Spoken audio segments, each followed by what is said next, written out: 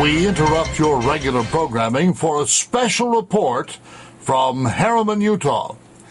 Salt Lake County government has filed an emergency request with the state of Utah to help them pay for the so-called machine gun fires here in Herriman last summer. Public officials allege that a reckless training exercise on the firing range at a National Guard base started a brush fire that drove many Herriman citizens out of their neighborhoods and destroyed these Herriman homes. Private citizens have settled with the military for damages, but state officials are now considering paranormal investigator reports that the brush fires actually started hours before the training exercise in the old Herriman mine. Structural engineers investigating problems at the spa in Herriman Plaza broke through the foundation and discovered this cavern and unknown mine shafts connected to it. Early Utah miners dug a system of mine shafts that still exist like a giant spider web under the whole town of Herriman. Mining was a back-breaking hard life, and many died early.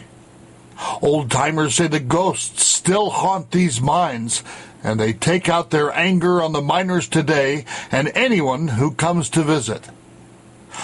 Tortured spirits of dead miners still war with Indian ghosts of their enemies. These Indians raided their towns and terrorized their families. War parties tried to chase miners away from sacred Indian burial grounds deep within these mines. These supernatural conflicts make visits to the Herriman mines spooky at best. Spelunkers who explore the deeper caves report hearing eerie music down below. Some believe the ragtag wisps of song come from ghostly choruses of Welsh miners who cannot escape the mines in death where they worked in life. The little-known Legend of Lopez adds one more mysterious element to this story. Rafael Red Lopez was a Mexican miner who liked to rob banks, and he was good at it. In 1913, Lopez and leftovers of the Hole-in-the-Wall gang robbed the Herriman Bank. They were about to walk away with more than $150,000 when a pretty bank clerk stood up to Lopez. He shot her 6 times in the back. A posse gave chase, but Lopez made his escape into the nearby Apex mine, a hiding place he knew well. For 3 years, mine officials and law enforcement hunted him through the mine shafts and tried to smoke him out. Nothing worked. Lopez terrorized miners. He stole their dinner pails just to survive. Finally, in May of 1916, Jack Harley, the head cashier of the bank that Lopez robbed, cornered the outlaw and got him.